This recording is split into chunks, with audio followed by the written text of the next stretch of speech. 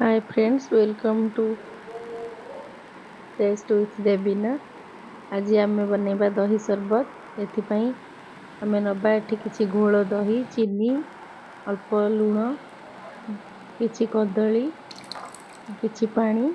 Fast घोल दही रे आमे किछि चीनी, आपण आपणको टेस्ट हिसाब रे चीनी एठी ऐड करिवे। किछि लूण भी आपण निजर आवश्यक अनुसार एठी ऐड करिवे। आउ किछि कदली, मु एठी 3टी कदली नेइछि। तापरे किछि पानी देई एथिरे समस्तंकु भलो भाबरे मिसाई नेबे।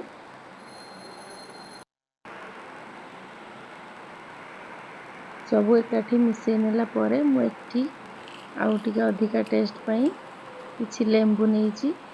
एठी मु 1/3 लेंबू नेइछि। समस्तंकु भलो भाबरे मिसाई देबी।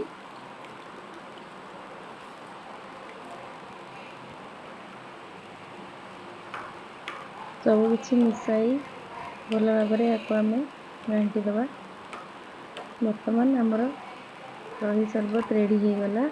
याको आपण उपास कला बेले कि कोनोसी ओसा व्रतरे कि समर ड्रिंक हिसाब रे पी परिवे।